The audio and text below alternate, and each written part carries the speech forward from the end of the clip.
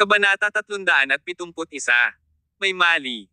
Bukod dito, ang budget na 3 bilyong dolyar para sa pelikulang ito ay hindi para kumuha ng ilang kilalang tanyag na tao. Ang mga pangunahing gastos ay inilaan sa produksyon, kaya ang kalidad ay magiging top-notch. Gayun din, ang script mismo ay perpekto, kaya kapag natapos na ang pelikula, ang mga resulta ay magiging napakahusay. Bagamat si Snow Fenner ay isang A-list na celebrity na ngayon, walang masyadong pagbabago sa kanyang buhay. Si Lily Zimmerman lang ang nakasunod sa kanya kahit saan. Nais ng kumpanya na ayusin ang ilang katulong at bodyguard para sa kanya, ngunit tinanggihan sila ni Snow. Si Snow ay isang bata mula sa kanayunan na hindi spoiled at hindi galit. Parang hindi niya kayang alagaan ang sarili niya, kaya bakit kailangan niya ng maraming katulong? Kung tungkol sa mga bodyguard, mas kaunti ang pangangailangan para sa kanila. Ang kanyang kasalukuyang mga schedule ay pawang confidential, kaya hindi siya guluhin ng mga tagahanga. Tulad ng para sa mga kilalang tao na karaniwang nakikitang umaalis sa mga eroplano na may malaking pangkat ng mga bodyguard, na nagtatanggal sa kanilang mga tagahanga ay ang celebrity na kumukuha ng mga tagahanga upang maging sanhi ng isang trending na paksa. Sa kotse, si Snow ay patuloy na nakatingin sa labas ng bintana habang ang kanyang mga kamay ay nakakuyom. Mukha siyang kinakabahan. Anong mali, Little Snow? Bakit parang kinakabahan ka? Tanong ni Lily. Ngumiti si Snow at sumagot, kaya lang, napakabilis ng lahat. Nabalitaan ko na ang magiging direktor ng Whitesnake ay si Graham Cabot. Siya ang pinakakilalang direktor ng ating bansa. Dati hindi ko maisip na makipagtulungan sa isang sikat na direktor tulad ni Graham Cabot. Ito ay parang panaginip. Tumawa si Lily at hinawakan ang kamay ni Snow. Ito ang mga bunga ng iyong pagpapagal. Siyempre, dapat din tayong magpasalamat ng lubos sa Autumn Field.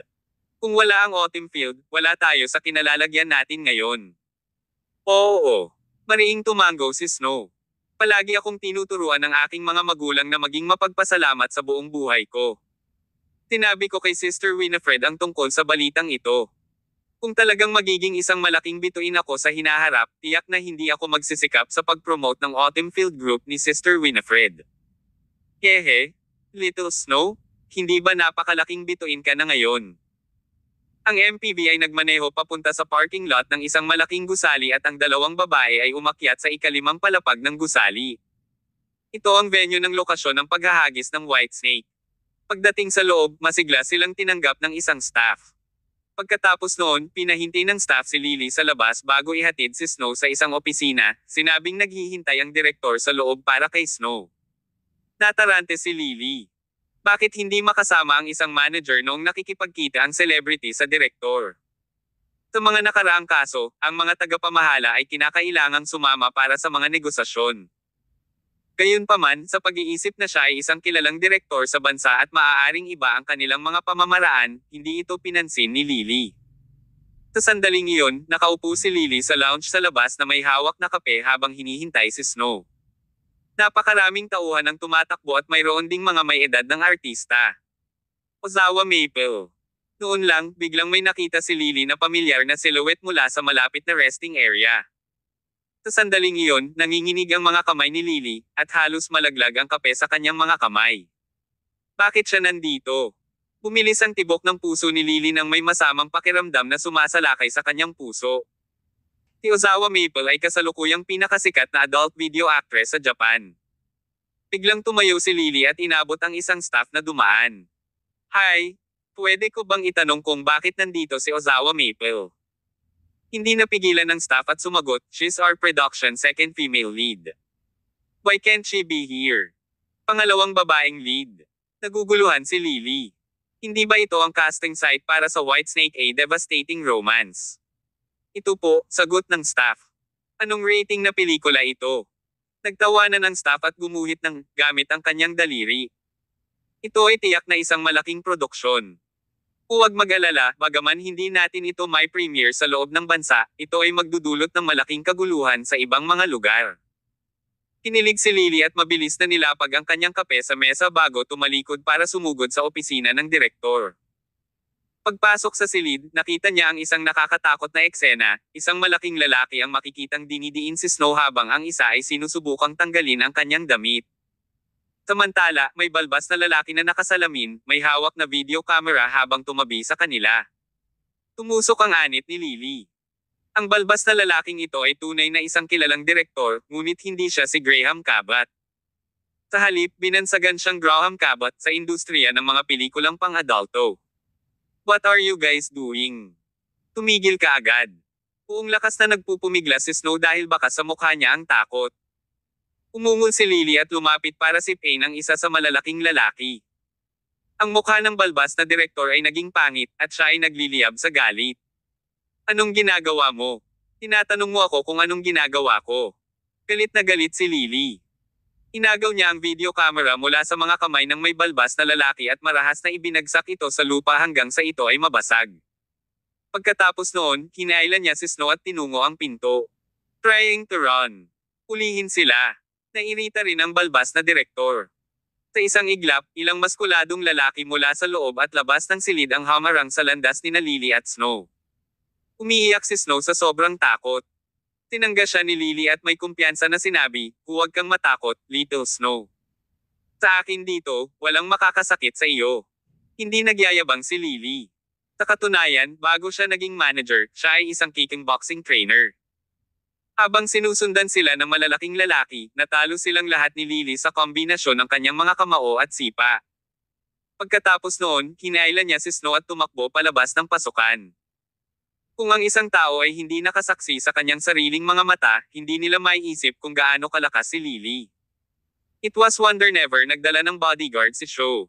Itong manager niya ang pinakamagaling na bodyguard. Ang balbas na direktor ay sumugod at umungol kina Lily at Snow. Kung pareho kayong maglakas loob na lumabas sa pintong ito, kakailanganin ninyong magbayad ng malaking bayad sa kompensasyon. Ano? Natigilan sina Lily at Snow. Lumingon si Lily, mukhang galit na galit habang sinisigawan ang may balbas na direktor, "Anong kalokohan ang iyong binubulales? I'm spouting nonsense." Umalaklak ang balbas na lalaki at naghagis ng kasunduan kay Lily. "Take a look at it yourself. This is the agreement your brilliant media has signed with our production house. There's a total of 3 movies with Snow Fenner as the lead. Nabayaran na namin ang deposito, tapos na ang paghahanda. Ngayon na ang sabi mo gusto mong lumabas, paano nangyari iyon?" Mabilis na kinuha ni Lily ang kasunduan. Matapos ayos nito sandali, nagdilim ang kanyang ekspresyon. Hindi nagsisinungaling ang lalaking balbas. Pumirma ang Brilliant Media ng kontrata para sa 3 pelikula sa kanila para si Snow ang maging lead actress nila. Gayunpaman, hindi ito isang klasikong pelikula. Ito ay isang pang-adultong pelikula.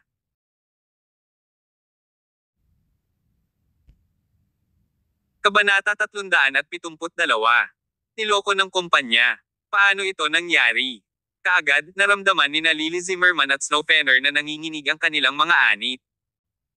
Ang balbas na lalaki ay tumawa at sinabing, si Manager Zimmerman, Miss Celebrity Snow Fenner, ay nagpatuloy sa pag-flip hanggang sa dulo. Nandyan din ang iyong mga fingerprint at mga pirma, kaya sinusubukan mo bang bumalik sa iyong salita ngayon? Tiyak na, nang bumaligtad si Lily sa pagtatapos ng kontrata, nakita nila ang kanilang mga pirma at fingerprint sa dokumento. Naramdaman ng mga babae na umikot ang mundo sa kanilang paligid. Totoong pinirmahan nila ni Snow ang papel. Inilagay din nila ang kanilang mga fingerprint dito. Gayunpaman, ang mga nilalaman ay tiyak na hindi ang mga nilagdaan nila. Tara na. Walang ibang salita, inihagis ni Lily ang kontrata sa lupa at hinaila si Snow habang paalis sila. Hindi naman sila hinabol ng balbas na lalaki, nakatingin lang ito ng may ligaw at malisyosong ekspresyon. Sige na, umalis ka na. Babalik ka pa rin. Sa parking lot, naramdaman ni Lily na parang sisubog na ang dinamite sa kanyang puso. Samantala, si Snow naman ay mukhang takot na takot. Nangingilid pa rin ang mga luha sa kanyang mga mata dahil talagang kinatatakutan siya ng pangyayari kanina. Ate Lily, anong nangyayari? Bakit iba ang mga bagay sa inaakala natin? Tanong ni Snow. Niloko tayo ng kumpanya, sabi ni Lily. Matapos kumalma, mabilis niyang nakontrol ang kanyang emosyon at hindi nagtagal, mahulaan na ni Lily, higit pa o mas kaunti, ang trick sa likod ng lahat ng ito. Little Snow, magmadali tayong bumalik sa opisina para hanapin si Maxwell Douglas at bigyan niya tayo ng paliwanag. Ang kontratang pinirmahan sa atin ni Maxwell ay hindi ganito. Masyado tayong nasa opisina para humanap ng pabaya at nagtiwala sa kanya ng sobra at nauwi tayo sa panloloko niya at hindi ko akalain na ganoon siyang tao. Itong si Maxwell Douglas na binanggit ni Lily bilang boss ng Brilliant Media. Bago ito, ang lalaki ay isang iginagalang na amo sa paningin ni Snow at Lily. Maganda ang pakikitungo niya sa kanyang staff at sa mga celebrity sa ilalim ng kumpanya. Gayunpaman, hindi nila naisip na si Maxwell ay magiging isang kasuklam-suklam na tao. Ang dalawang babae ay mabilis na nagmaneho pabalik sa Brilliant Media. Ang bagay na ito ay isang karera laban sa panahon. Dahil kung hindi nila malalampasan ang bagay na ito, si Lily at Snow ay hinding-hindi magiging kalmado. Kung ang bagay na ito ay itinakda sa bato, hindi lamang ang entertainment career ni Snow kundi pati na rin ang kanyang buong buhay ay masisira. Pumalik sa Brilliant Media, nagmadali sina Lily at Snow sa opisina ni Maxwell. Noon lang, nakaupo si Maxwell sa kanyang upuan, humihiging ng kaunting himig habang umiinom ng kanyang tsaa. Mukhang maganda ang mood niya. Bam! Ang pinto ng opisina ay sinipa ni Lily, at pagkatapos ay pumasok siya na galit na sinundan ni Snow. Bang! Nang makapasok, ibinagsak ni Lily ang mga kamay sa mesa ni Maxwell at nagtanong sa malakas at umaalingaw-ngaw na boses, Maxwell Douglas, anong nangyayari? Bigyan mo kami ng paliwanag, ngayon din. Ibinaba ni Maxwell ang kanyang teacup habang nakatingin kay Lily. Manager Zimmerman, ano bang nangyari sa'yo? At hindi ba dapat kasama kayo ni Snow sa casting ng Whitesnake? Bakit ang aga mong bumalik? Nag-cast. Napakapit si Lily sa paghampas sa mukha ni Maxwell. Sabihin mo sa akin, bakit ang pelikulang Whitesnake na iyon ay pang-adulto na pelikula? At ang direktor na iyon ay hindi si Graham Cabot. Maxwell, bakit mo niloko si Snow? Trick. Biglang pinaikit ni Maxwell ang kanyang mga mata. How have I tricked her? Hindi ba nagkasundo na tayo? Malaking production, funding of $3 billion, si Snow ang magiging number 1 female lead. Bagamat hindi si Graham Cabot ang direktor na iyon, binansagan siyang Graham Cabot sa ganoong genre. So how have I tricked you both? At saka, ipinakita ko na rin sa inyo girls ang kontrata at pinirmahan niyo sila ng personal. Nilagay niyo pa ang fingerprints niyo, so what do you mean by me tricking you? Lily Zimmerman, maaari mong ilagay ang anumang gusto mo sa iyong bibig, ngunit hindi mo maaaring sabihin kung ano ang gusto mo. Si Maxwell ay may suot na malisyosong ekspresyon, na lubos na naiiba sa kagalang-galang na amo na dati nilang kilala. Ang pinaka hindi kayang tanggapin ito ay si Snow. Huminga siya ng malalim at nguyain ang labi, pilit na pinapakalma ang sarili. Boss, I was wrong about you. I think we believe in you so much. I never knew that you were such a person. Bakit mo ako gustong sirain? Sira ka. Napangiti si Maxwell kay Snow. Paano kita sinisira? Hindi ba para sa ikabubuti mo ito? Habang sikat ka pa, binilhan kita ng serye ng mga pelikulang may malaking budget. Ano pa ba ang gusto mo? May ideya ka ba na itaas ang produksyon na ito, namuhunan ako ng lahat ng mapagkukunan ng Brilliant Media dito? Ano pa ang maaari mong hilingin? Snow, ang entertainment industry ay hindi kasing dali ng iyong naisip. Naiisip mo ba na pagkatapos mong makibahagi sa isang entablado kasama ang mga malalaking celebrity sa konsyerto ng sentro ng lungsod, pagkatapos magkaroon ng kaunting kasikatan, maraming investor at direktor ang hihingi sa iyo ng pelikula at mga tungkulin? Stop dreaming. Kung may pera sila, hindi ba sila maghahanap ng mga artistang tulad ni Maeve Lee, na sikat na sa loob ng mahabang panahon? At saka, ano ang masama sa mga adult films? Maaari nilang pasabogan ang iyong kasikatan ng pareho lang. Napakaraming international celebrity ang nagsimula sa ganitong paraan noong dekada 90, kailangan lang naming gumugol ng ilang oras para malinis ang iyong reputasyon sa hinaharap. So Snow, makinig ka sa payo ko. Stop making a fuss. This is the entertainment industry. Be a good girl and finish those 3 movies. I guarantee you that I'll help you reign your reputation after that and package you into a actual A-listang celebrity sa loob ng 3 taon. Ano? Ano sa tingin mo, hindi napigilan ni Snow na mapagalitan? Ang mga salitang ito mula kay Maxwell ay walang alinlangan, ang pinakamalaking kahihiyan sa kanyang reputasyon. Hindi na napigilan ni Lily ang sarili at sinampal si Maxwell sa mukha. Maxwell Douglas, kung gusto mong kunan ng pelikula, kunan mo na lang, o hayaan mo na ang asawa mo. Gusto mong mag-shoot ng pelikulang ganito si Snow?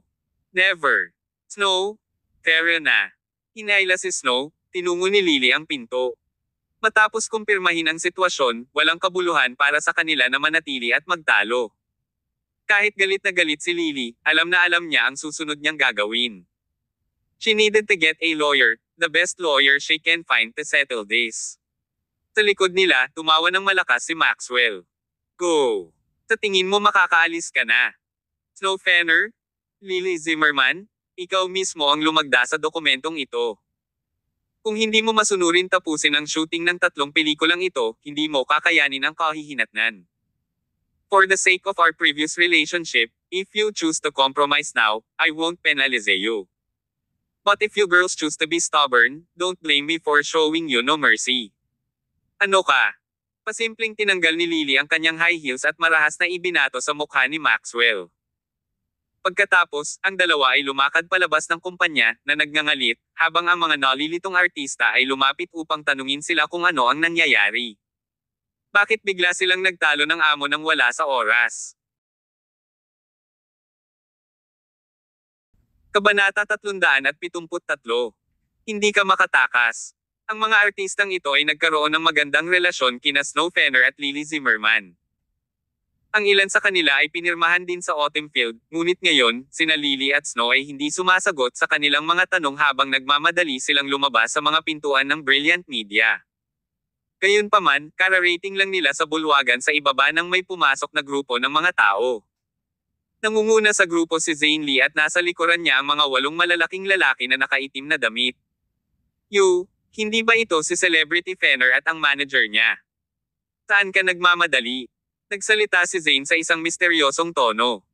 Bagamat ang kanyang boses ay kaaya-aya, ang kanyang mga salita ay nagpainit sa kanilang mga anit. Zane Lee? Anong ginagawa mo dito? Nagulat si Lily at Snow nang makita si Zane at ang mga bodyguard sa likod niya. Ito ay maliwanag na ang guy ay matagal na dito, naghihintay para sa kanila. Kung hindi siya maaaring dumating sa ganoong oras. Bakit hindi ako pwede dito? Nagkibit balikat si Zane bago tumingin sa likod ni Snow at Lily. Tanungin mo ang boss mo kung bakit ako nandito. Lumingon ang mga babae at nakitang lumapit si Maxwell Douglas na may matingkad na ngiti bago nagmadaling lumapit kay Zane at magalang na binati, Mr. Lee, nandito ka na. Pilasan natin sa itaas. Inayos ko na ang opisina mo para sa iyo. Anong ibig mong sabihin? Tinaman ng tingin ni Lily si Maxwell.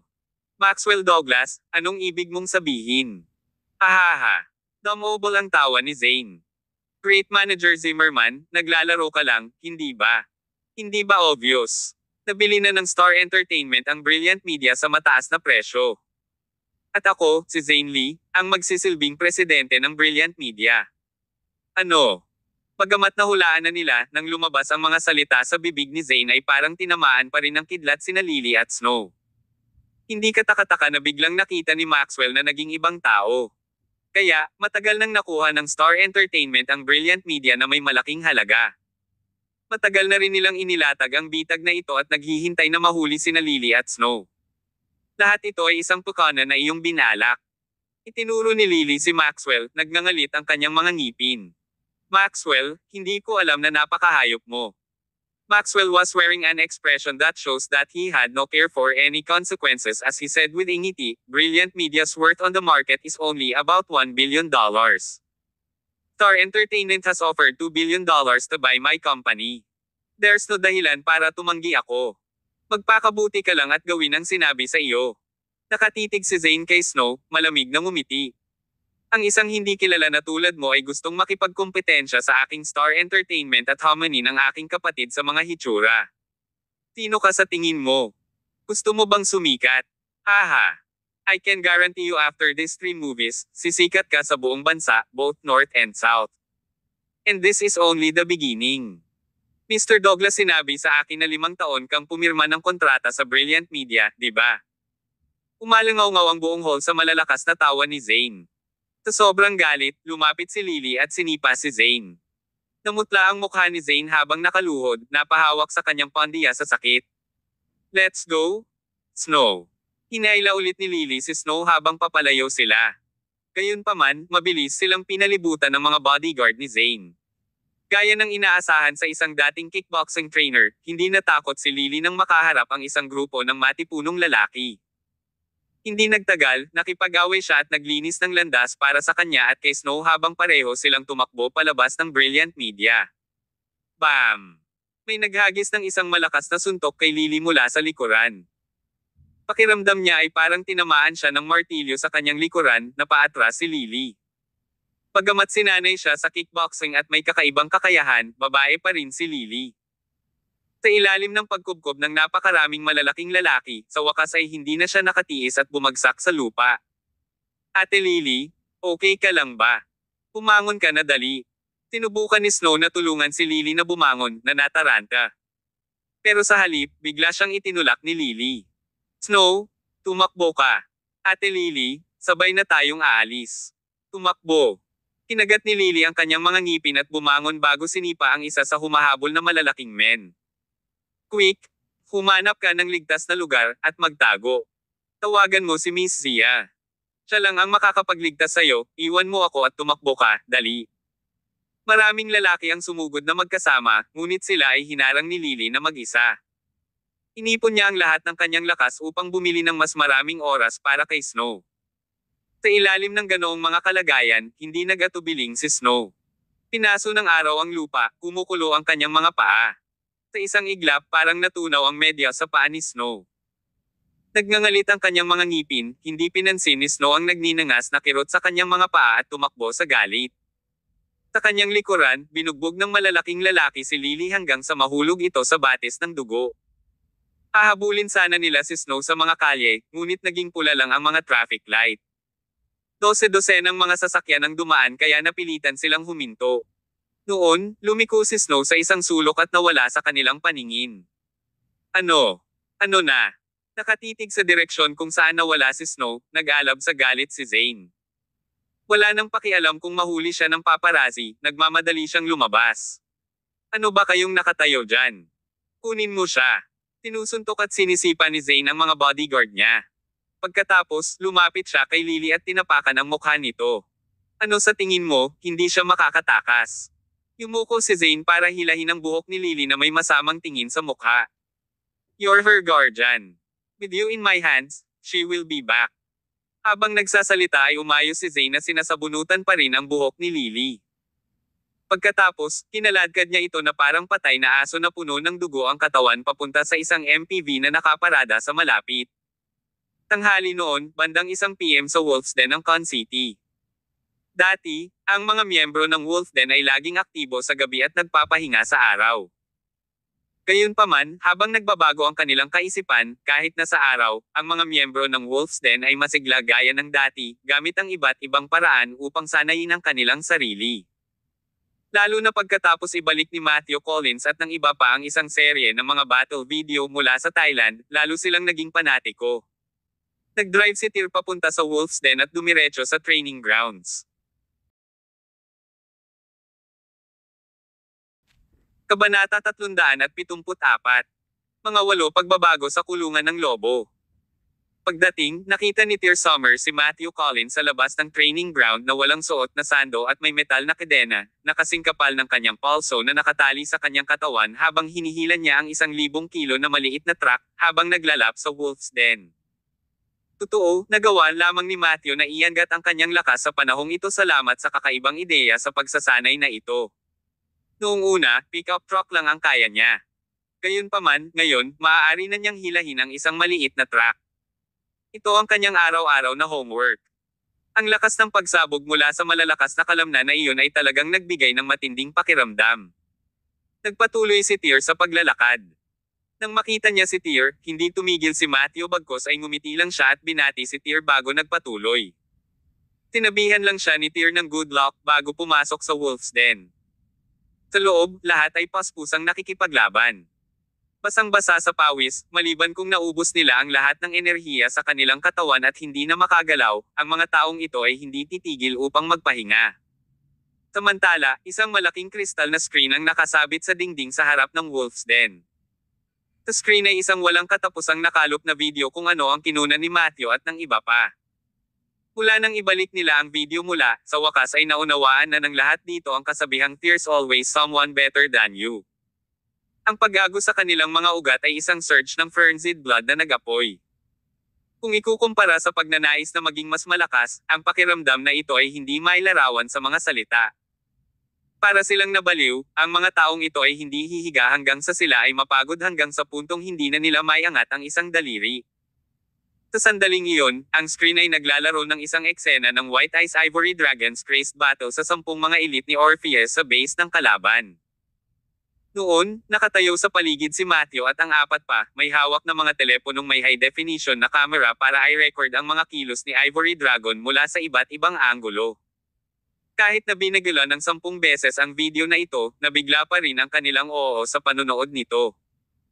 Kung hindi nila alam na ito ay isang tunay na pangyayari, kahit na ang mga freak sa loob ng Wolf's Den ay hinding-hindi maniniwala na ito ay totoo. Akala nila ito ay isang pelikulang ginawa gamit ang mga espesyal na epekto. Gayunpaman, ngayon, alam na nila na ang lalaking ito sa video ay ang numero 1 ni Nemesis, ang White-Eyed Ivory Dragon. Siya ang huling layunin para sa mga miyembro ng Wolf's Den na ito. Nakatayo sa pintuan, bumungad sa mukha ni Tyr ang isang nasisiyahang ngiti habang pinagmamasdan ang reaksyon ng grupo. Mukhang hindi wrong ang desisyon niyang dalhin silang 5. Ang mga bagay ay nangyari ayon sa kanyang inaasahan, at ang mga taong ito ay higit pa sa inaasahan ni Tyr. Taglit na tulala si Tyr. Parang nakita niya ang imahe noong unang itinapon siya ng matandang pulubi sa kulungan ng aso kasama ang mga orihinal na miyembro ng Nemesis.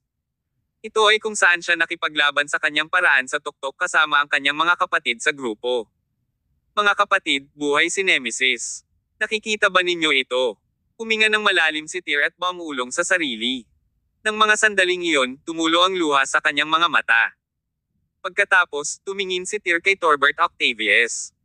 Habang ang Wolf's Den ay puspusan, tanging si Torbert lang ang nakahiga sa isang tumpok ng mga gulong na nakakross ang mga paa at isang toothpick na nakalawit sa kanyang bibig, mukhang tamad.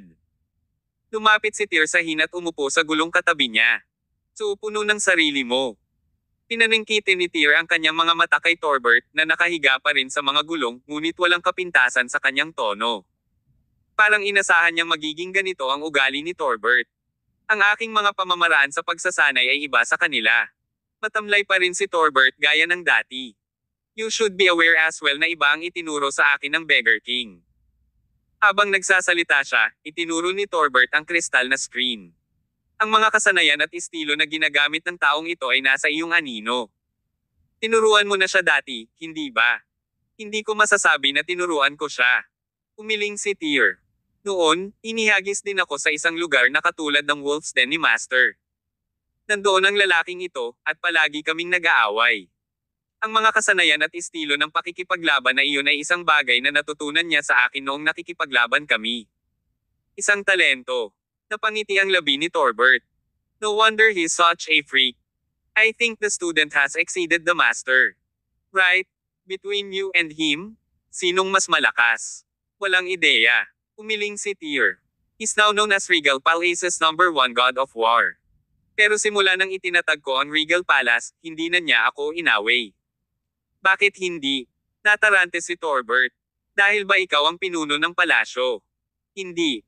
Hindi kasi siya buo ang kumpiyansa na kaya niya akong talunin. Pero maglalaban kami sa huli.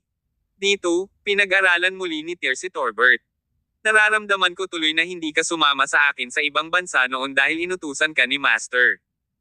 Habang nagsasalita ay inabot ni Tyr ang braso ni Torbert. Umiwas ng reflex ang huli at bumulong, anong ginagawa mo?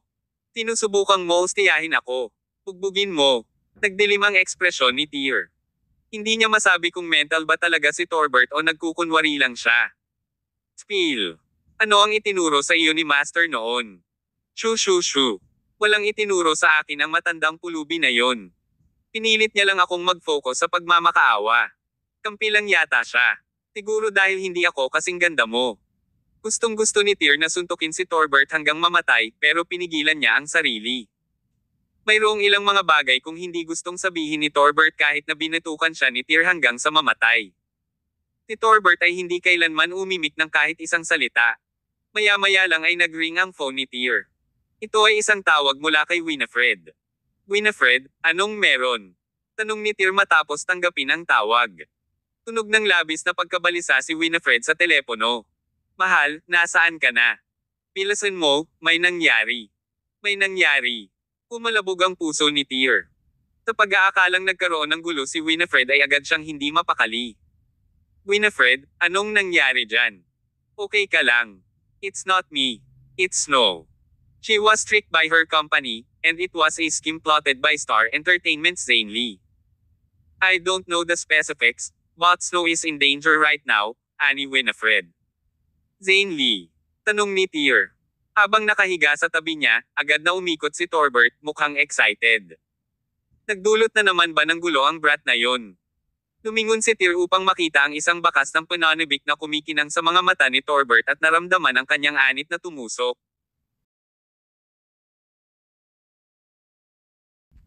Kabanata 375. Snowfenner nasa panganib.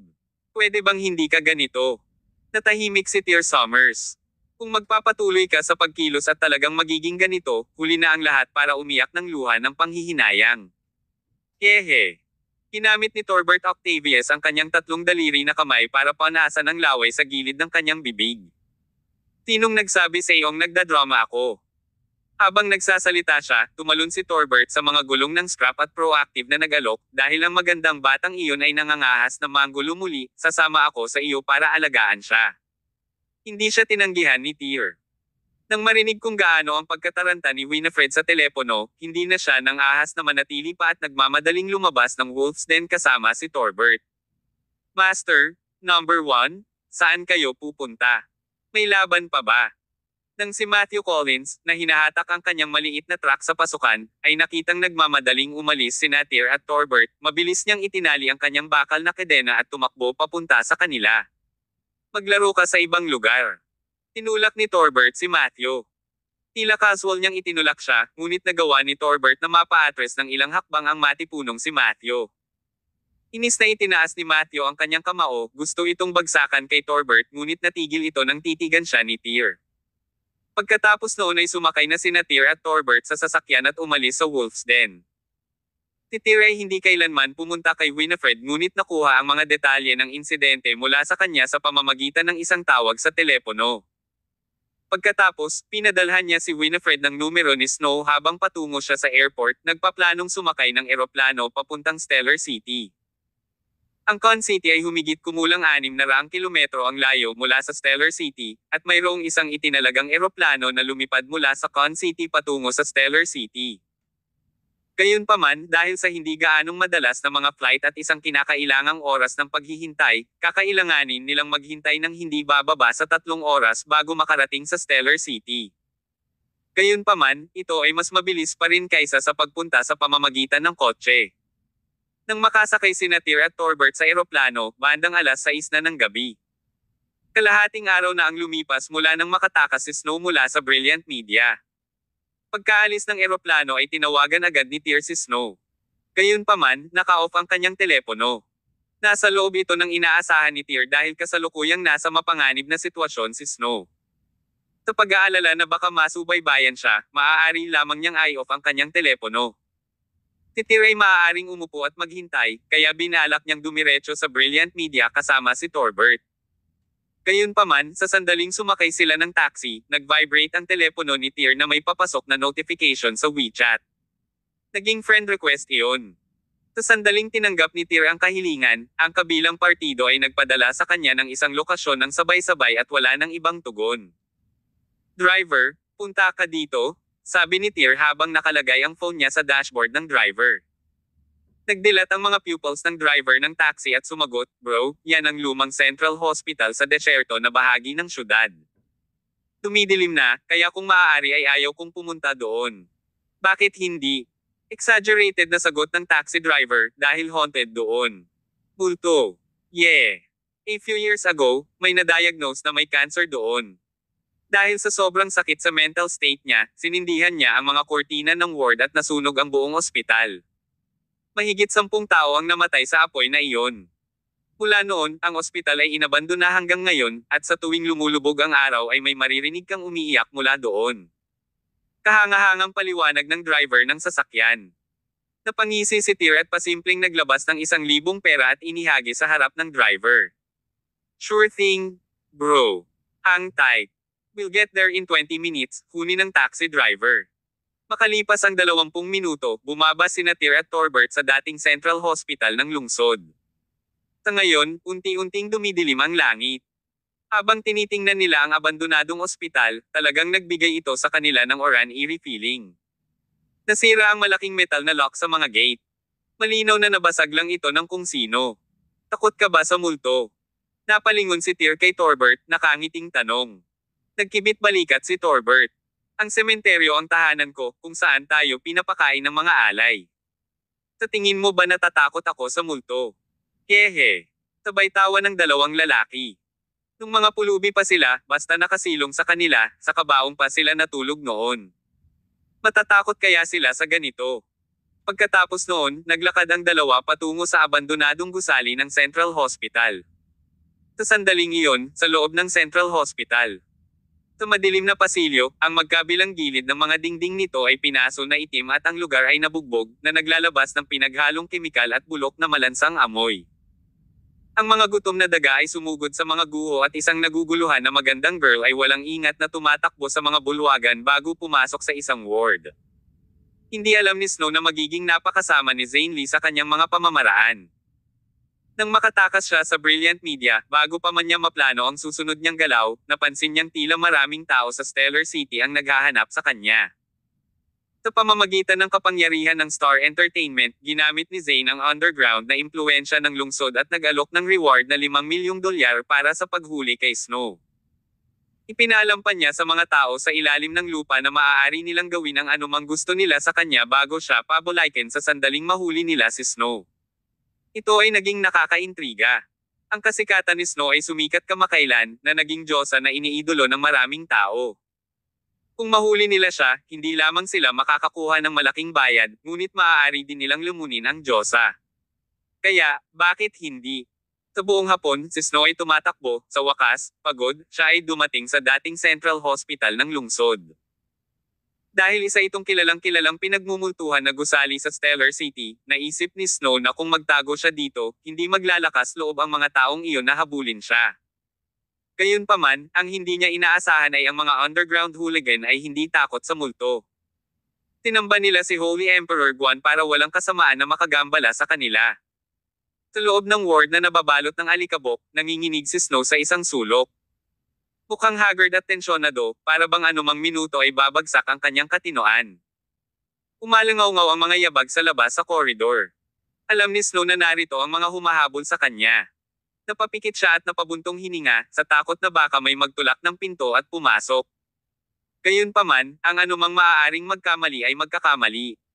Parang alam na ng mga tao sa labas na magtatago si Snow dito, bumukas ang pinto at pumasok ang mga 8 nasa hustong gulang na lalaki, na tuwang-tuwa. Kuya Gus, andito talaga yung babaeng yun.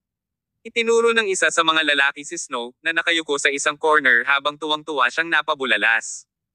Tinampal ng lalaking nagngangalang Gus ang kanyang nasasakupan gamit ang likod ng kanyang kamay at napamura sa mahinang boses.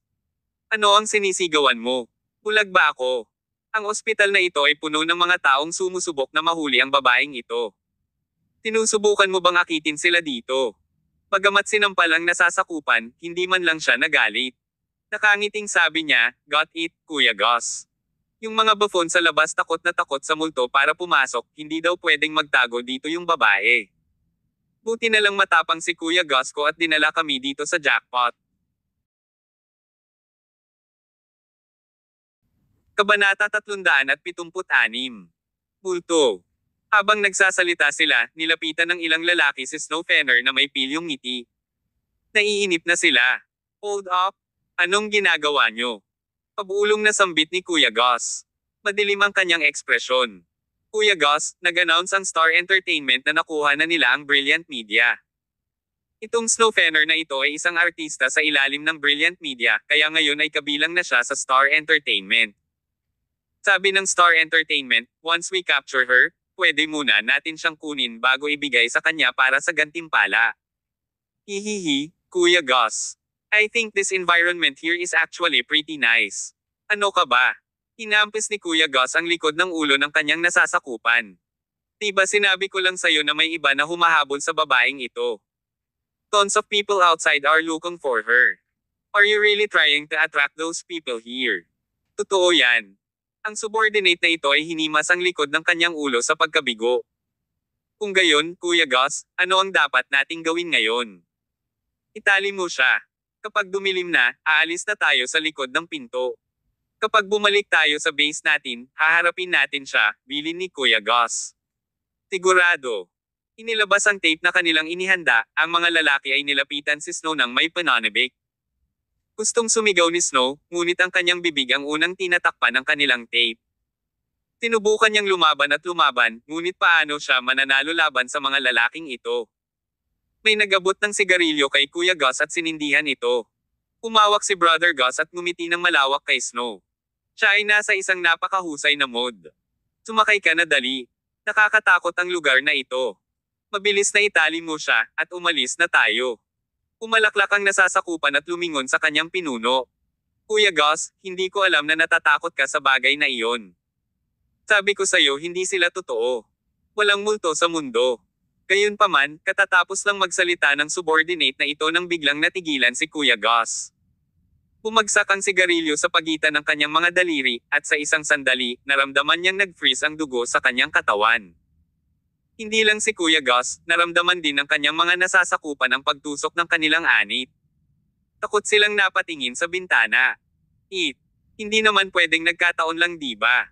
Sa ibabaw ng sirang bintana, biglang may nagtaas ng kamay. Ang kamay na ito ay natatakpan ng berdeng mga ugat at dumi, tila isang masamang espiritu mula sa mga horror movies na iyon. Isang lamig ang bumalot sa sirang bintana, sabay-sabay na ginawang ice cove ang silid. Isang silhouette ang biglang bumangon mula sa bintana, at kasabay ng pagkabasag, nabasag ang salamin, at tumalon siya mula sa labas. Ito ay isang magulo na lalaki. Maaaring isipin ng mga tao na siya ay talagang isang multo nang hindi mas malapitan, ngunit sa katunayan, ito ay si Torbert Octavius. Ghost. Nanginginig si Kuya Gus at ang grupo niya. Tumalikod sila para tumakbo palabas ng pinto.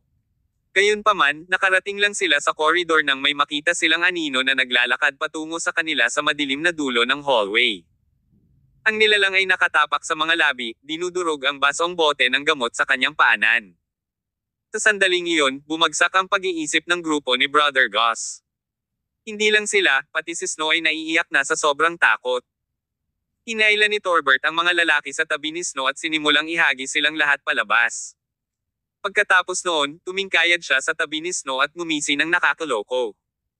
Naaninag sa kanyang ngiti ang mga hilera ng itim na ngipin ni Torbert at agad na nawala ng malay si Snow. Nawalan ka ba ng malay dahil nagulat ka sa kaguwapuhan ko? Pulong ni Torbert sa sarili bago pinunit ang tape sa katawan ni Snow. Pagkatapos, patuloy niya itong kinurot hanggang sa magising siya.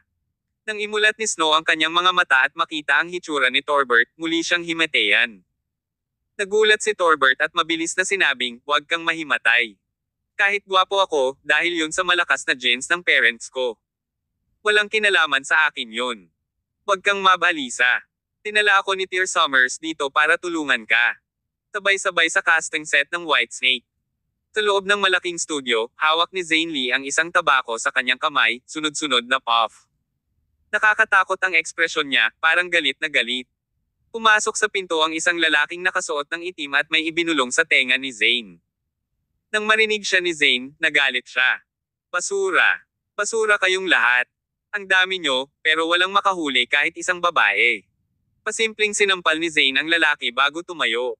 Inihagis niya ang kanyang tabako sa lupa dahil sa galit. Mabilis na lumapit ang isang bilis na babaeng celebrity sa tabi niya para i-massage ang kanyang mga balikat, sinusubukang pasayahin siya. "Brother Zane, huwag kang magalit. Paano kung maapektuhan nito ang iyong kalusugan? Huwag kang mag-alala. Hindi makukuha ng snow fenner na iyon nalalayo." Umisi si Zane at naglakad pasulong.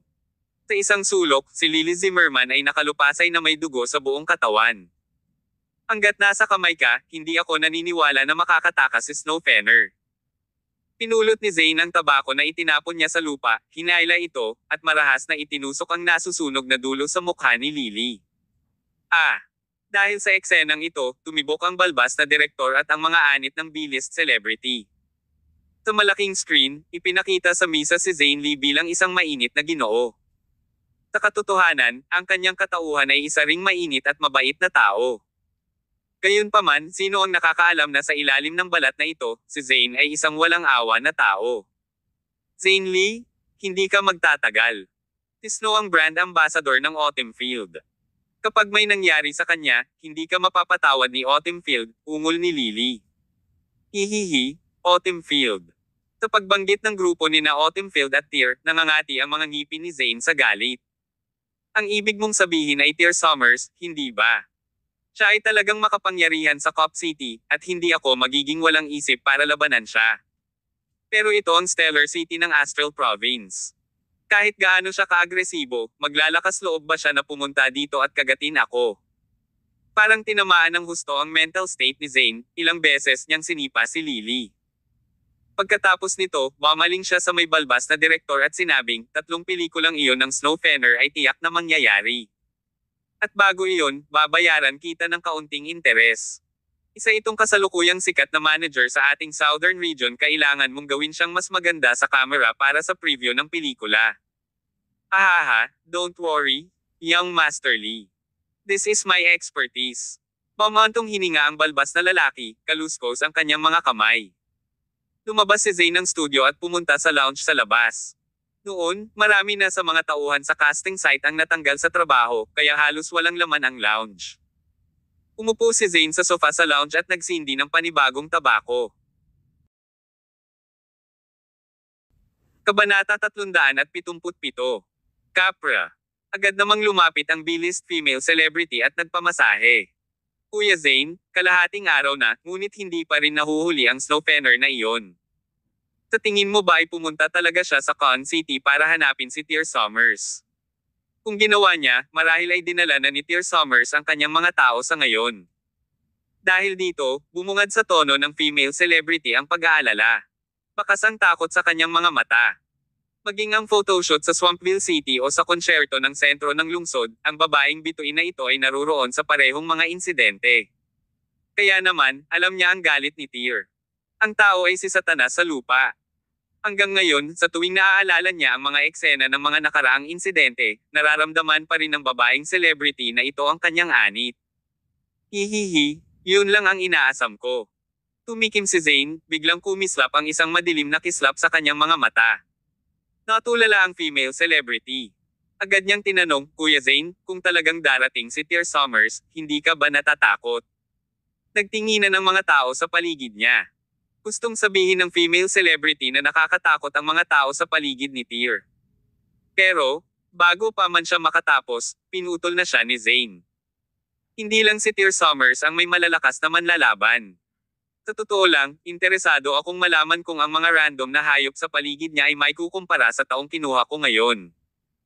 Pagkasabi noon, pumalakpak si Zayn, at isang grupo ng mga tao ang agad na pumasok sa pintuan. May kabuuang 8 tao, bawat isa ay naglalabas ng mamamatay tao na aura. Sila ay mga veterano na may karanasan sa larangan ng digmaan. Nangunguna sa kanila ang isang lalaking may tato ng kambing sa kaliwang bahagi ng mukha at dominante ang ugali. Nang makita ang lalaking ito, naramdaman ng babaeng celebrity na nag-freeze ang dugo sa kanyang mga ugat, hindi makapaniwala habang may bakas ng takot na lumitaw sa kanyang mga mata. Marahil ay kilala niya ang lalaking ito. At talagang nakakatakot para sa kanya na mag-ingat sa kanya. Kalimutan ng female celebrity, kahit si Zayn Lee ay inalis na rin ang kanyang pagiging mayabang at mapagmataas na ugali kanina. Tumayo siya at mabilis na lumapit sa lalaki. Kuya Capra, guguluhin kita dahil dito. Isang karangalan na kumilos ka at tulungan akong talunin si Tear Summers. Ang mukha ni Capra ay walang ekspresyon, at ang kanyang tono ay patag na parang tubig na walang bahid ng emosyon. I didn't come here to help you. I just enjoy killing experts. Kung ang darating mamaya ay basura, huwag mo akong sisihin na hindi ako naawa sa iyo. Agad namang ngumiti si Zayn. Huwag kang mag-alala, Kuya Capra. Ang kalaban na nahanap ko sa iyo ay tiyak na mabubusog ka. Kaya, hinulaan ni Zayn na makikipag-ugnayan si Snow kay Tear Summers. Sa katunayan, hindi ito mahirap hulaan. Kahit na nahuli nila si Snow kanina, dadalhin pa rin ng Tear Summers ng Con City ang kanyang mga tauhan. Kaya naman, inihanda ni Zane ang kanyang sarili at inayos ang isang eksperto na tambangan dito kay Tear Summers. Ang kanyang layunin ay upang ipaghiganti ang isang nakaraang insulto sa pagkakataong ito. At sino itong Capra? Siya ay may malalim na background. Ang pamilyang Quintes ay isa sa mga nangungunang pamilya sa katimugang rehiyon, at nakabase sila sa Stellar City. Para sa isang malaking pamilya tulad ng Quintes, malamang na kumuha sila ng maraming eksperto sa kanilang tribo. Ang 12 zodiac sa ilalim ng pamilyang ito ay prestihiyoso sa buong katimugang rehiyon. 12 Zodiacs, ang pangalan ng grupo ng nangungunang 12 mandirigma ng pamilya Quintes. Ang bawat miyembro ay may natatanging tato ng isang zodiac na hayop sa kanilang mga mukha upang ipakita ang kanilang mga pagkakakilanlan, at si Capra ay isa sa mga miyembro ng zodiac.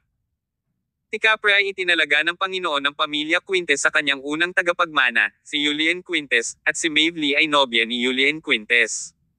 Kaya naman, si Zane ay itinuring na bayaw ni Julian. Ngayong gustong makipag-usap ni Zane kay Tear at nangangailangan ng mga eksperto, kailangan niyang humingi ng tulong kay Julian.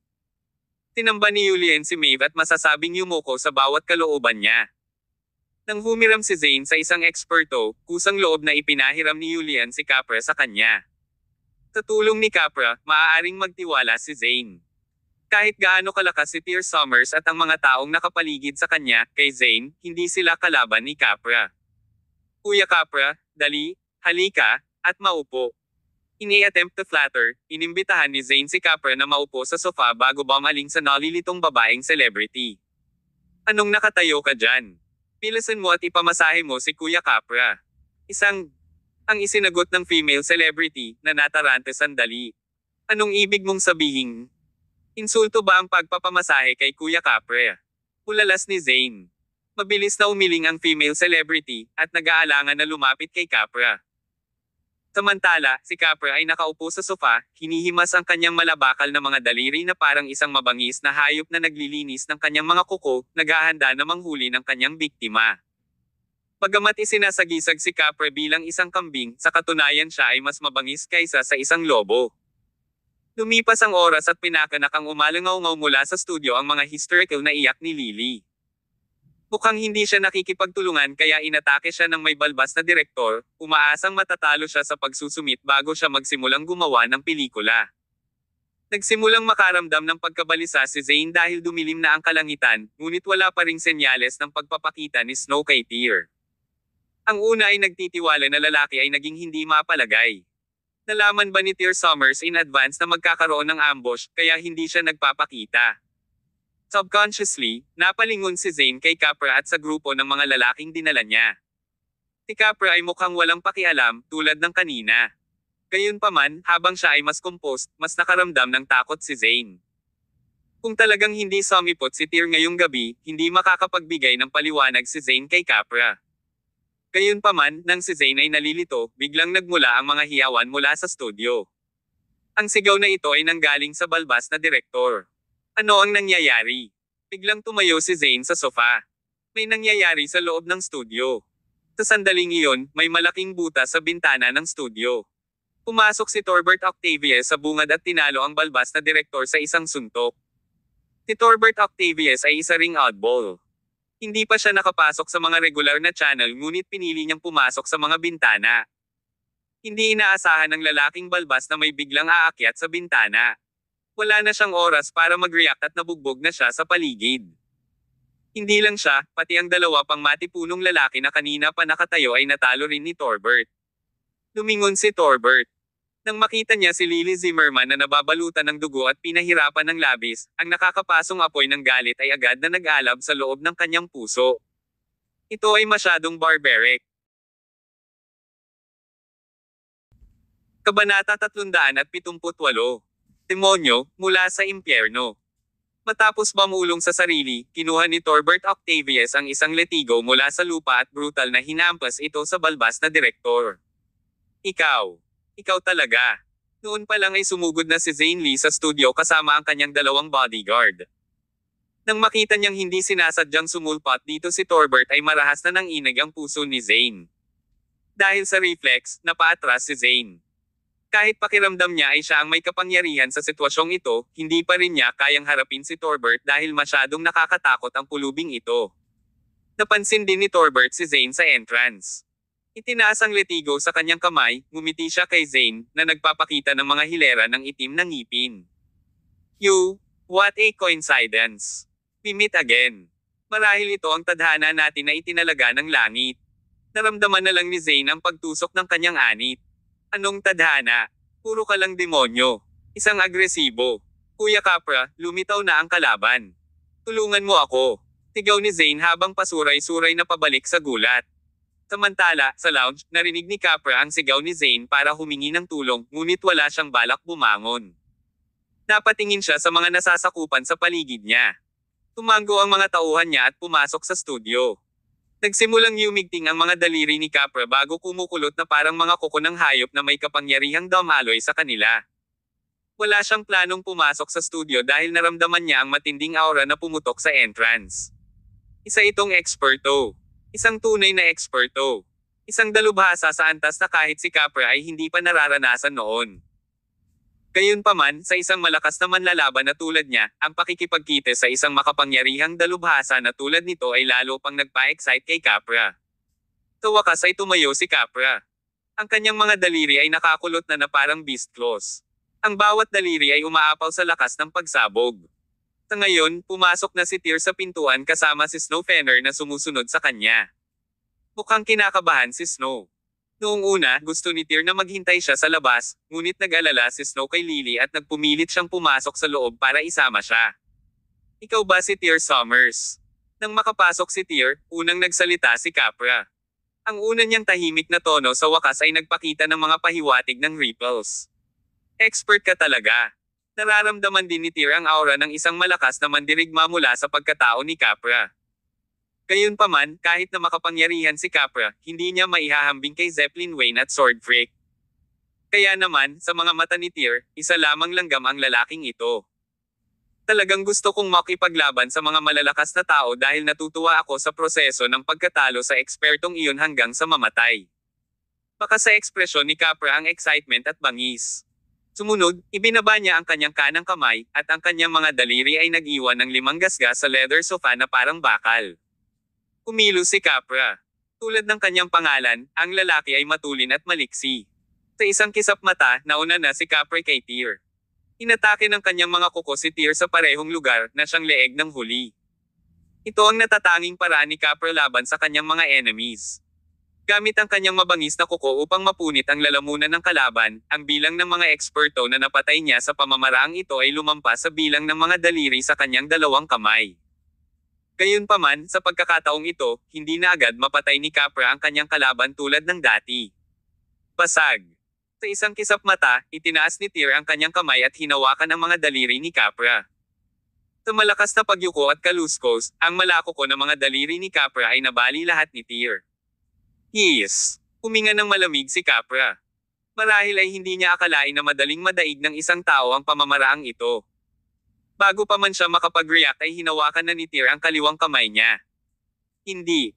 Walang malay na sigaw ni Capra, ngunit ito ay walang saysay. Basag.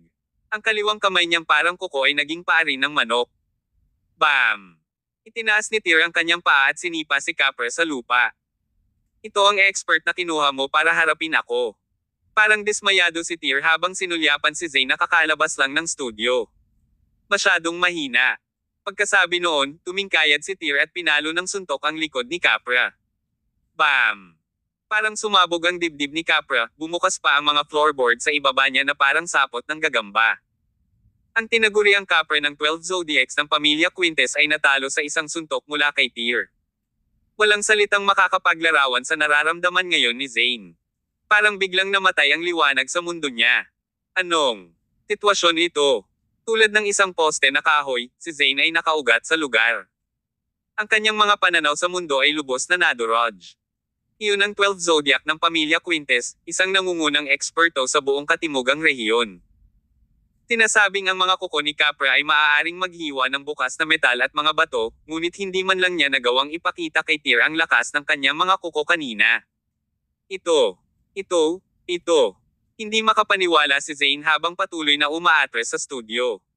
Marahil ay napag-isip-isip niya na ang Collier ay mayroon pa ring mga kampo ni Capra upang doon siya magkubli. Gayunpaman, napagtanto niya na ang mga nasasakupan ni Capra ay ibinaba ni Torbert sa sandaling lumingon siya.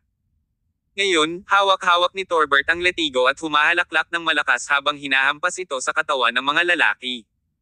Sa bawat hagupit ay pumuputok ang kanilang balat. Sa sandaling iyon, biglang nakita ni Zane si Torbert na mas nakakatakot pa kay Tyr. Sa isang kabog, napaluhod si Zane sa kawalan ng pag-asa. Ate Lily. Agad na pumasok si Snow sa studio. Nang makita niya si Lily na puno ng dugo, halos malaglag si Snow. Ate Lily, okay ka lang ba? Ate Lily, huwag mo akong takutin. Pilit na ngumiti ang marupok na si Lily. May gusto siyang sabihin, ngunit hindi kayang labanan ng kanyang lakas ang pagod ng kanyang katawan, kaya nawala na lamang siya ng malay. You. Carry her outside, utos ni Tyr sa isang maskuladong lalaki sa tabi. Ang matipunong lalaking iyon ay hindi nang ahas na suwayan ang utos at takot na binuhat si Lily palabas ng casting site. Inakay ni Tyr si Snow. Bago siya umalis, sinabi niya kay Torbert, the pretty boy is yours to deal with. Remember, don't take his life. Ahaha, don't worry. I know the limits. Tuwang-tuwa si Torbert habang nilapitan niya si Zane, mukhang tuwang-tuwa. Sa sandaling iyon, para kay Zane, si Torbert ay parang isang demonyo na kagapang lang palabas ng impyerno. Kabanata 379. Nahulog sa isang koma. Nang umalis sa casting site, sumakay si Tyr Summer sa isa sa mga sasakyan ng crew at ihahatid sana si Lily Zimmerman sa ospital. Hindi tayo makakapunta sa ospital, kinakabahang sabi ni Snow Fenner. Brother Tyr? Stellar City is within the Quintus family's territory, and Star Entertainment and Zane Lee has undescribable connections with them. Kung ipapadala natin si Sister Lily sa ospital, tiyak na may mangyayaring masama. Napaisip si Tyr. Hindi siya natatakot sa pamilya Quintus, ngunit may katuturan si Snow. Si Lily ay nasa isang kakilakilabot na kalagayan ngayon. Kung patuloy silang maabala sa ospital, maaari itong lumala ang kanyang kondisyon. Marunong ka bang magmaneho? Tanong ni Tyr. Oo. Agad namang tumango si Snow. Mabuti. Magmaneho ka. Pumunta muna sa Botica at pagkatapos ay magmaneho sa Con City. Tumango si Snow bago pinaandar ang sasakyan. Tama, paano si Kuya Pulubi? Ngumisi si Tyr. Iwan mo na siya. Hindi na niya kailangang bumalik sa Con City sa ngayon dahil kailangan niya dito saglit. Pero, malalagay ba siya sa panganib? Tanong ni Snow. He won't? May kumpiyansa na sagot ni Tyr. Sa ngayon, walang sino man ang dapat makahuli sa buong katimugang rehiyon ng Celestial Empire. Nagmaneho si Snow sa pinakamalapit na Botica. Pumili si Tyr ng gamot para sa pagbibihis ng mga sugat, benda, at tradisyonal na gamot bago bumalik sa kotse. Nagmaneho si Snow palabas ng Stellar City at sumakay sa highway patungo sa Con City. Samantala, humigit kumulang 30 minuto ang ginugol ni Tyr sa paglilinis ng mga sugat ni Lily bago bihisan ang mga ito ng kanyang lihim na komposisyon ng tradisyonal na gamot at binalot siya. Stop at the service area up ahead. I'll take over the wheels. Ikaw na bahala sa manager mo, bilin ni Tyr. Walang salita si Tyr para sa kakayahan ni Snow sa pagmamaneho. Sa highway, siya ay nagmamaneho sa 80 milya bawat oras tulad ng isang lumang scrap car. Sa ganitong bilis sa Con City, maaaring hindi na makatagal si Lily. Mabilis na tumango si Snow at nagmaneho papunta sa service area. Ang dalawa ay lumipat ng mga lugar kung saan si Tyr ay nagmaneho pabalik sa Con City sa 140 milya kada oras. Sa alas 12 ng hating gabi, ang mataong lungsod ay nahulog sa tahimik na katahimikan. Sa loob ng isang VIP ward ng Municipal Hospital ng Stellar City, umalangaw-ngaw ang masayang iyak sa silid. Sino te? Sino ang nanakit sa kapatid ko ng ganito? Nakatitig kay Zane Lee na ang katawan ay natatakpan ng mga pasa ng letigo at nasa estado ng kawalan ng malay, si Maeve Lee ay nag-iisip. Nasisiraan na siya. Nauna rito, ipinaalam ng dumadating na doktor kay Maeve na ang isip at katawan ni Zane ay dumanas ng malaking pinsala, na posibleng mahulog ito sa isang vegetative state. Vegetative state. Nang marinig niya ang dalawang salitang ito, halos malaglag ang isip ni Maeve. Ito ay ang kanyang maliit na kapatid na lalaki. Ilang oras ang nakaraan, siya ay nabubuhay at sumipa, ngunit ngayon, siya ay naging vegetative state. Ipasok mo siya, utos ni Maeve. Sa labas, dalawang lalaki ang nagdala ng balbas na direktor. Agad na napaluhod sa takot ang balbas na direktor, nanginginig ang kanyang katawan. Miss Maeve? This wasn't my fault. I'm a victim too. Ang gumawa kay Young Master Zane ng ganito ay isang pulubi. At ang naghatid sa pulubi na iyon ay si Tear Summers mula sa Con City. Tear Summers. Ang magandang mukha ni Maeve ay lumibot sa isang ganid na ekspresyon. Kinagat niya ang kanyang mga ngipin sa sobrang lakas na umaagos ng dugo ang kanyang gilajed. Tear Summers, ako, si Maeve Lee, ay sumusumpa sa aking buhay na lipulin ang iyong buong pamilya. Pagkatapos nito, kumuha ng karayom si Maeve sa tabi niya at patuloy itong tinutusok sa may balbas na direktor. Tulad ng kanyang nakababatang kapatid na si Zane, siya ay malinis at maamo, ngunit ang magkapatid ay marahas sa kalikasan. Nakatayo sa labas ng ward ang dalawang lalaki. Ang isa sa kanila ay ang manager ni Zane at Maeve na si Skyler Yaleman, habang ang isa naman ay isang lalaking may kalbo na nagngangalang Hanson Yard, ang presidente ng Star Entertainment. Sa ngayon, binalot ng pag-aalala si Hansen habang sinasabi niya kay Skyler, nagiging malaki na ang insidenteng ito. Hindi lang nakoma si Zane, ngunit narinig ko rin na nabasag ang kapre ng pamilya Quintes at hindi matatag ang kanyang kalagayan. Kahit na kaya niyang mabuhay, baka buong buhay niya ang gugulin sa kama, si Zane ang magiging bayaw ni Young Master Quintes at si Capra ang personal na bodyguard niya. Ngayong may nangyari na sa kanilang dalawa, baka si Young Master Quintes na ang magtapon ng isang bagay. Nakasimangot din si Skyler. Ang dahilan ng lahat ng ito ay dahil sa sama ng loob namin sa Tear Summers ng Con City, kaya nauugnay ito sa aming Star Entertainment. Nangyari lang ang insidenteng ito dahil nakuha ng aming Star Entertainment ang Brilliant Media para harapin si Snow Fenner. Pagamat si Zane ang nasa likod nito, kapag iniimbestigahan ni Julian Quintes ang bagay na ito, maaaring hindi tayo makalabas ng hindi nasaktan. Ano ang gagawin natin pagkatapos? Tanong ni Hanson. Parehong nataranta ang dalawang lalaki. Sa wakas, sinabi ni Skyler, dahil mahal na mahal ni Julian si Maeve at isa si Capra sa kanyang pinahahalagahan, tiyak na kikilo si Julian. Mayroon siyang gun sa ibang bansa ngunit babalik siya sa loob ng 2 araw. Pagbalik niya, ang Tear Summers ng Con City ay hindi na siya makatakas. Paano natin gagawin? Tanong ni Hanson. Pagkatapos ng maikling pag-iisip, sumagot si Skyler, hindi natin maaaring makitungo kay Tear Summers, ngunit maaari nating harapin si Snow Fenner. Oo. Naintindihan naman agad ni Hanson. Bilang nangunguna sa industriya ng entertainment sa Southern Region, napakadali para kay Hanson at Skyler na sirain ang isang celebrity. Mga alauna ng umaga, nakarating si Tear sa Con City at agad na ipinadala si Lily Zimmerman sa ospital.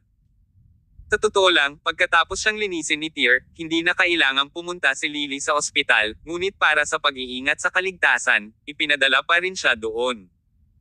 Ilang sandali pa ay nakarating na sila sa ospital ay dumating na rin si Winifred sakay ng kanyang sasakyan. Nang ipaalam sa kanya na magiging okay si Lily, nawala kaagad ang kanyang mga alalahanin. Nanatili si Snow sa tabi ni Lily. Pagkatapos ng isang pahirap na araw, si Snow ay mukhang pagod din sa isip at katawan. Tinisisi din ni Snow ang sarili. Kung tutuusin, dahil pinoprotektahan siya ni Lily kaya siya napunta sa ganitong estado. Snow, you should relax. External wounds lang ang natamo ni Lily, and she'll be fine after resting in the hospital for a few days. Lumapit si Winifred para i-comfort si Snow.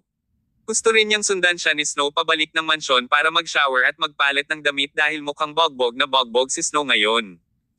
Noong una, tinanggihan ni Snow ang magandang intensyon ni Winifred dahil natatakot siyang may mangyari kay Lily dito. Para mabawasan ang kanyang pag-aalala, inutusan ni Tear si Noah Lee na ayusin ang tungkol sa 8 elite na manlalaban dito para protektahan si Lily sa lahat ng oras. Saka lang napahinga si Snow. Sa katunayan, ito ay Con City.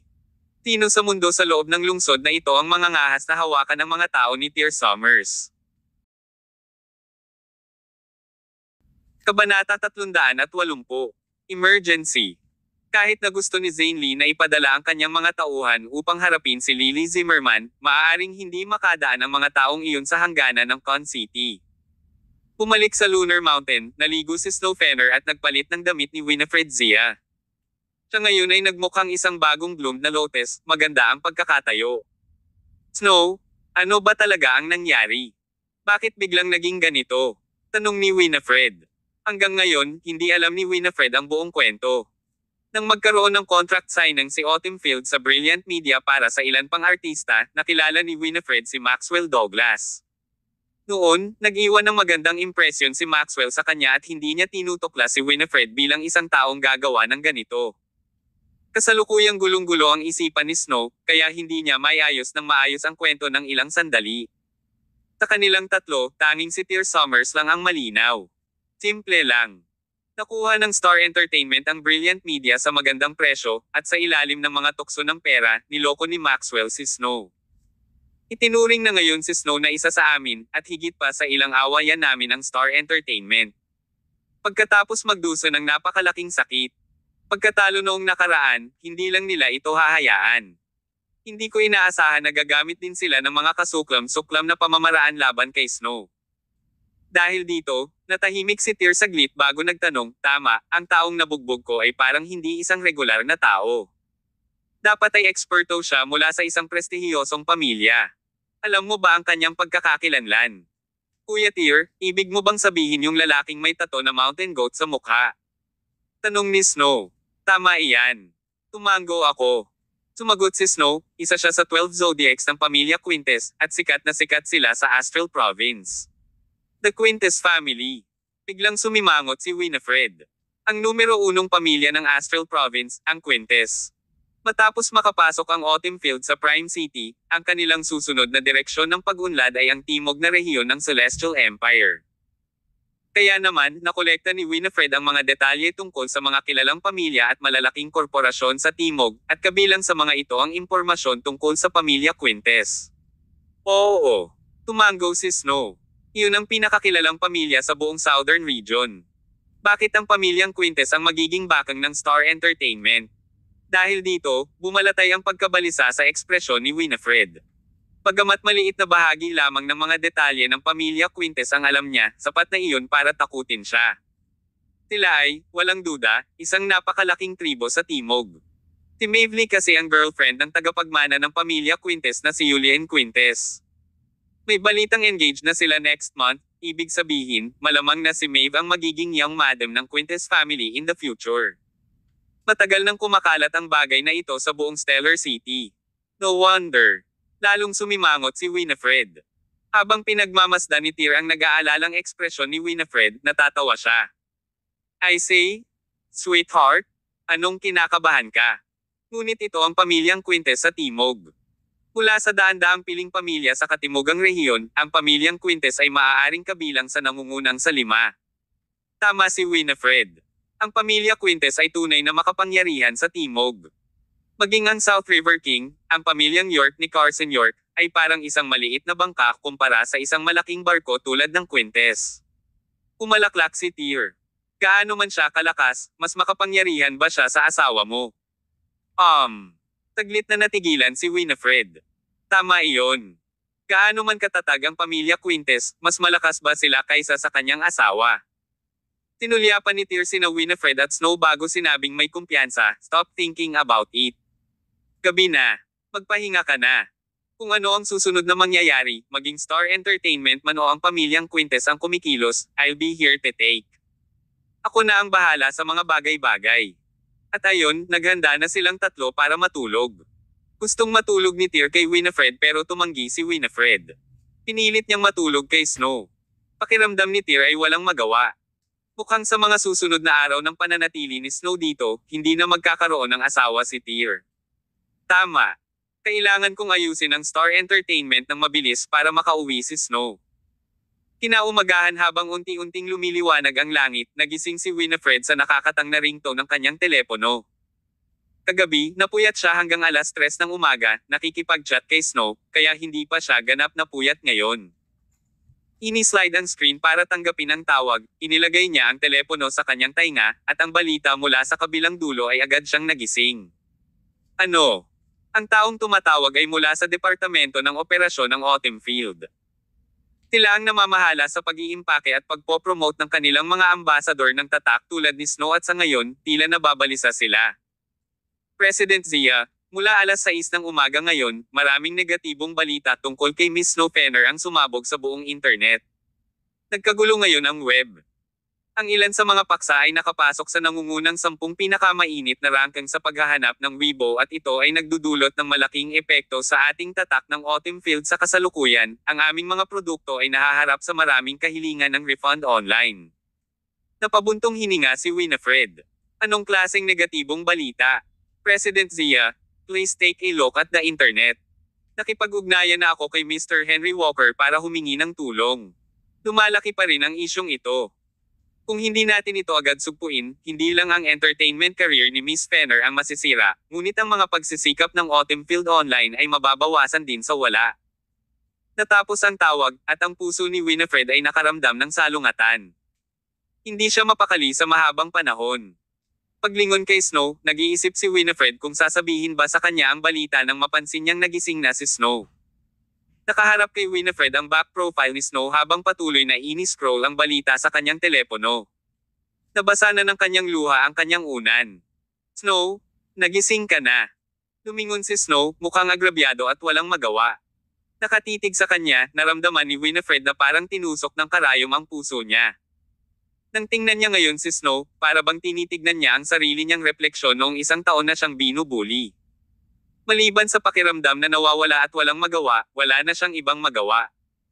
Ate Winifred, lahat ng balita online ay peke. Hindi ako ganoong klase ng tao. Sa wakas ay hindi nakayanan ni Snow ang presyon at nagsimulang umiyak ng malakas. Para sa isang dalisay at disiplinadong kabataang babae, ang ganitong uri ng paninirang puri ay pinaka hindi mabata para sa kanila. Niyakap ni Winifred si Snow at inalo siya, I know, Snow. I know you're not that kind of person. Don't worry. It'll be over soon. Your brother Tyr and I will definitely rewind justice for you. Gusto ni Winifred na hayaang makatulog si Snow ng kaunti.